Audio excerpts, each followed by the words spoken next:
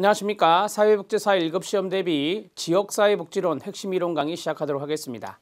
자, 지역사회복지론은 챕터 5에 있고요. 지역사회복지론의 문제에 잘 나왔던 내용들을 여러분들이 핵심적인 부분을 정리한다 라고 보시면 되겠습니다. 자, 1번부터 지역사회복지 실천의 실천 원칙과 목표 나와 있는데요. 이 내용 들어가기 전에 지역사회복지 실천은 2교시 영역입니다. 2교시 영역은 실천론과 기술론, 지역사회복지론으로 되어 있죠. 우리가 이제 실천론과 사회복지 실천 기술론이 끝난 상태인데 이 두 가지의 내용들을 잘 정리하셔서 이 두 영역을 고득점을 맞으셔야 됩니다. 왜냐하면 지역사회복지보다 좀 더 수월하게 문제를 풀 수 있는 그러한 수준으로 출제가 되기 때문입니다. 물론 실천 기술론이 조금 어렵다라고 하는 분도 있습니다. 그 이유는 많은 모델 때문에 그러겠죠. 그러나 많은 모델을 정리만 잘해준다면 여러분들이 기술론에서도 많은 문제를 맞출 수 있습니다. 지역사회복지론은 해마다 조금 틀립니다. 어쩔 때는 정말 어렵게 나오고 어쩔 때는 좀 쉽게 나오고 그런 경향이 상당히 짙은 영역이라고 보시면 되겠습니다. 지역사회복지론의 첫 번째 학습 전략은 여러분들이 기출문제를 잘 분석하는 겁니다. 기출문제에서 어려운 문제에서부터 아주 간단한 쉬운 문제까지 출제가 되어 있기 때문에 2011년도부터의 문제 그것을 잘 보아주시고요. 그 다음에 지역사회복지론에서는 여러분들이 알다시피 정책적인 부분들이 있습니다. 예를 들어서 뭐 자활정책이라고 하는 것이 매년 조금씩 바뀌죠. 이러한 것들은 변경된 부분, 기출문제라 하더라도 변경된 부분으로 이해를 해 주셔야 되고 지역사회 보장계획이란 것도 나옵니다. 지역사회 보장계획도 아시는 대로 법률이기 때문에 중간에 개정이 될 수 있습니다.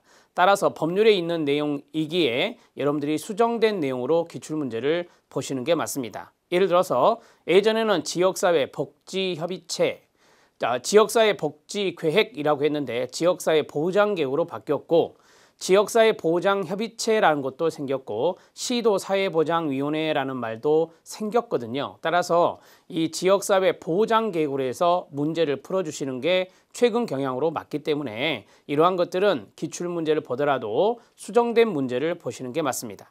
자, 두 번째는 지역사회복지에 대한 전반적인 틀을 좀 잡아주시는 게 좋습니다. 이론적인 부분, 추진체계에 대한 부분, 이게 크게 두 꼭지가 되는데 이론적인 부분에서 절반, 추진체계들에서 절반 이렇게 해서 25문제가 출제가 되거든요. 그래서 이 전반적인 그림을 잘 그려줘야 되는 영역 중에 하나가 바로 지역사회 복지론입니다. 거기에 대해서 이 핵심 이론 강의는 상당히 중요하다고 말씀드릴 수 있겠습니다.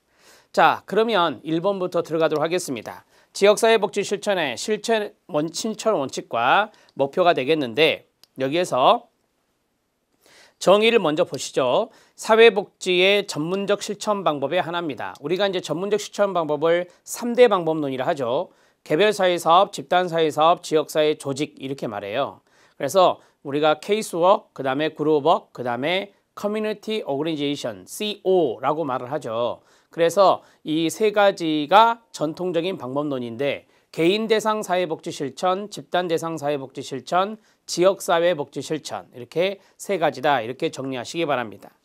자, 지역사회를 단위로 하는 겁니다. 지역사회 복지의 클라이언트는 지역사회가 되거든요. 그래서 지역사회를 단위로 하여 발생하는 사회 문제, 즉 지역사회 주민이 당면하고 있는 공통적인 욕구나 문제를 지역사회 스스로가, 다른 말로 하면 클라이언트 스스로가 그 말이죠. 조직적으로 해결할 수 있도록 도움을 주는 기술과 실천 방법을 우리가 지역사회 복지다 이렇게 이야기하고 있습니다. 2번입니다. 지역사회 조직의 핵심적인 요소는 조직적인 문제 해결을 위해서 욕구와 자원 간의 효율적인 결합, 그 다음에 조정과 주민과 집단 간의 자주적인 협력 관계를 확립하는 것이다 라고 했는데 2번은 참고적으로 보시면 됩니다. 2번에서 이제 지역사회복지에서 가장 핵심은 주민 참여가 될 겁니다. 주민 참여 이렇게 해서 간단하게 문제가 출제된 적도 있다는 것 말씀드립니다. 자, 실천 원칙입니다. 별표 쳐주시고요. 실천 원칙 왼쪽에다가 이걸 쓰십시오.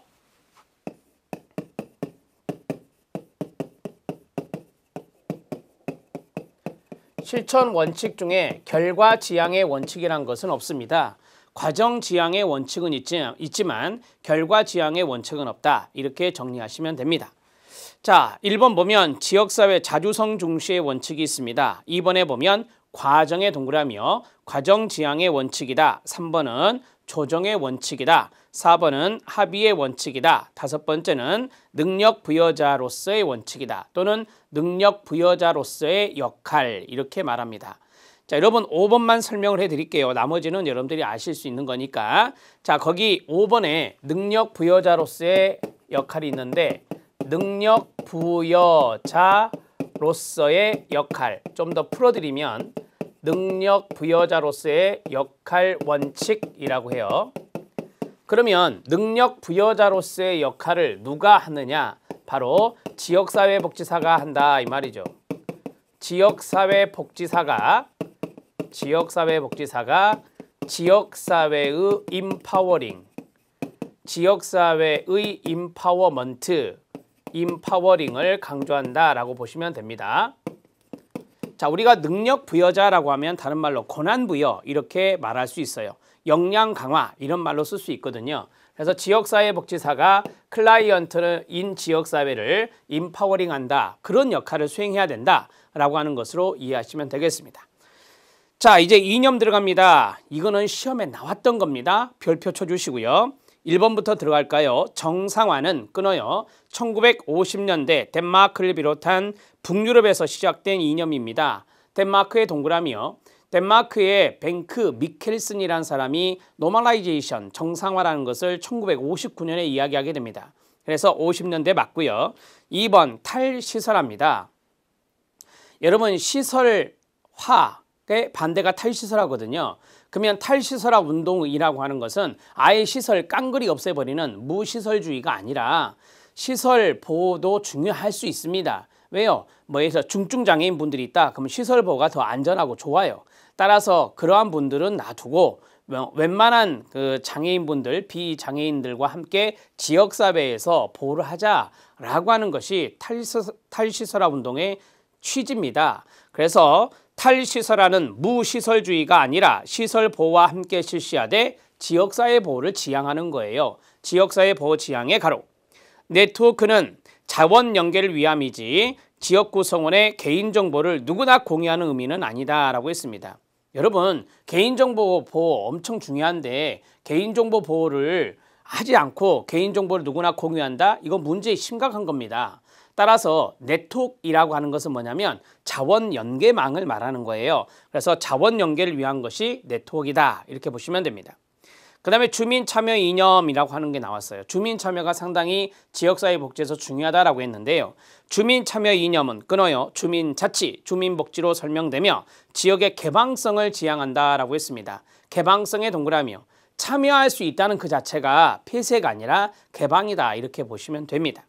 그 다음에 사회통합은 세대 간, 지역 간 차이에서 발생하는 경제적 우위를 해소하기 위해서 노력하는 것이다 라고 했습니다.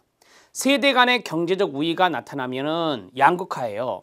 그 다음에 지역 간의 경제적 우위가 나타나면 양극화예요. 따라서 그러한 것들을 해소하는 게 바로 뭐냐? 사회통합이다 이렇게 보시면 됩니다. 경제적 우위를 해소한다. 다른 말로 하면 양극화를 해소한다. 이렇게 보시면 돼요. 양극화를 해소하는 것이 곧 사회통합입니다.